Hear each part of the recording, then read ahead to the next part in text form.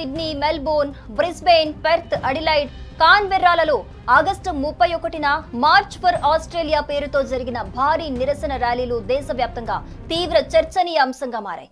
ఈ ర్యాలీలో స్థానిక ఆస్ట్రేలియన్లు భారతీయ వలసదారులను లక్ష్యంగా చేసుకుని గో బ్యాక్ ఇండియన్స్ అంటూ నినాదాలు చేశారు.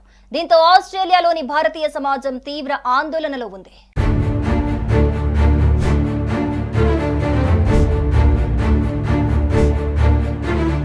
ఆస్ట్రేలియాలో భారతీయులు రెండో అతిపెద్ద వలస సమాజంగా ఉన్నారు.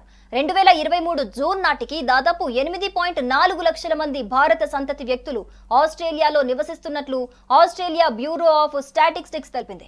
ఈ సంఖ్య గత కొన్ని సంవత్సరాలలో వేగంగా పెరిగింది. దీనిని నిరసనకారులు సాంస్కృతిక మార్పుగా భావిస్తున్నారు. మార్చ్ ఫర్ ఆస్ట్రేలియా ర్యాలీలో 5 సంవత్సరాల్లో భారతీయుల సంఖ్య గత 100 సంవత్సరాల్లో గ్రీక్, ఇటాలియన్ వలసదారుల సంఖ్యను మించిపోయిందని, ఇది సాంస్కృతిక మార్పు కాదు, ఇది స్పష్టంగా పాపులేషన్ డిస్ప్లేస్మెంట్ అని పేర్కొన్నారు.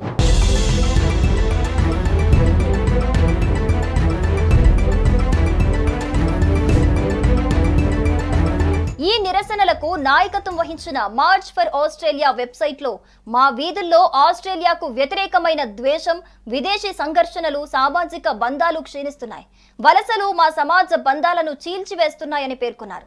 ఈ ర్యాలీలో నేషనల్ సోషలిస్ట్ నెట్వర్క్ వంటి నియో నాజీ సంస్థల సభ్యులు కూడా పాల్గొన్నారు. నిరసనకారులలో కొందరు భారతీయులు ఆస్ట్రేలియాలో లిబరల్ పార్టీకి మద్దతు ఇవ్వొచ్చనే భయంతో ఉన్నారని, ఇది భవిష్యత్ ఎన్నికల ఫలితాలను ప్రభావితం చేయొచ్చని కొందరు ఊహిస్తున్నారు.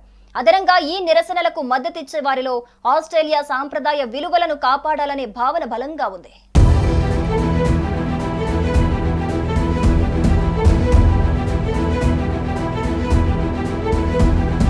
కాగా ఆస్ట్రేలియా ప్రధానమంత్రి ఆంటోనీ ఆల్బనీస్ నేతృత్వంలోని లేబర్ పార్టీ ప్రభుత్వం ఈ నిరసనలను తీవ్రంగా ఖండించింది.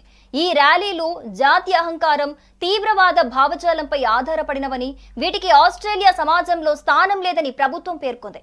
ఆస్ట్రేలియాలోని భారతీయ సముదాయం ఈ నిరసనలతో ఆందోళనకు గురైంది. ఆస్ట్రేలియాలో భారతీయులు శాంతియుతంగా, చట్టబద్ధంగా జీవిస్తున్నారు. కానీ ఈ ద్వేషపూరిత ప్రవర్తన భారతీయుల్ని లక్ష్యంగా చేసుకుందని విచారం వ్యక్తం చేస్తున్నారు. కాగా ర్యాలీలో ఆస్ట్రేలియన్లు వలస అంటే సమాజానికి సహకరించడం, గౌరవించడం, కానీ ఇప్పుడు జరుగుతున్నది వలస కాదు, ఓపెన్ డోర్ పాలసీ అని వాదిస్తున్నారు.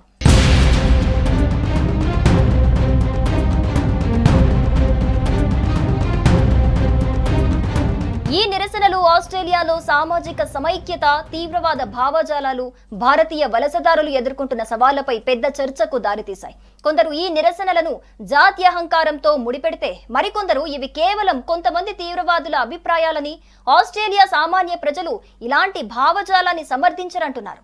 ఆస్ట్రేలియాలో జరిగిన ఈ నిరసనలు దేశంలో వలసలపై ఉన్న ఉద్విగ్నతను, జాతీయాహంకార భావజాలాలపై ఉన్న ఆందోళనలను స్పష్టంగా చూపిస్తున్నాయి.